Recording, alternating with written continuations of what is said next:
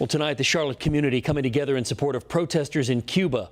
The people in Cuba are protesting food and medicine shortages there, rising inflation and constant power outages. Their main demand is freedom.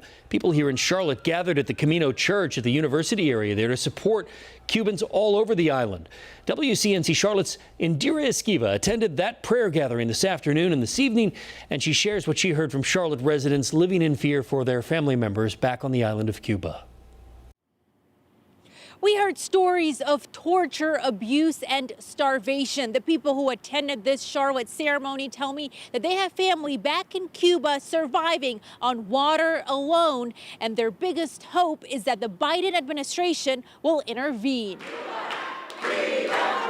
Tears, prayers, and stories of people in Cuba literally fighting to survive as the food shortages get worse. I have family members right now that all they have is water to drink.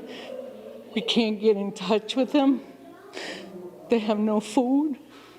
They turn off the powers. The people of Cuba have been through many hardships in the last 6 decades, but this is the first time people are out protesting like this in 62 years, making these protests historic, but it's coming at a heavy price. A few days ago, they killed a child that was 13 years old. They killed another one that was 12 years old.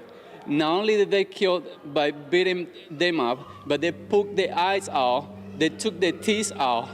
And these are kids, these are like 13 years old kids.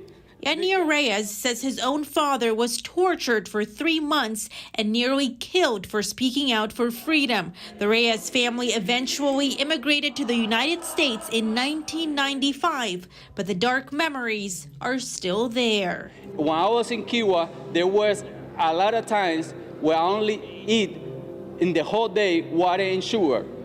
Not because my parents did not work, because they did work and they have college degree.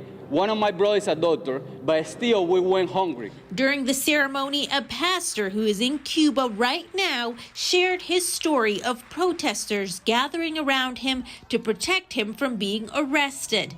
The people who were lucky enough to get out of Cuba are now hurting for the millions still left in the country as the risk of death continues to grow. And I hope and pray that Cuba will be free. Patria y vida.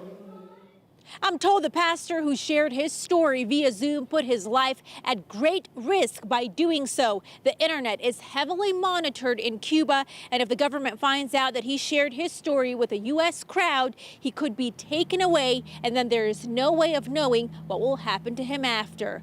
WCNC Charlotte, Indira Esquiva.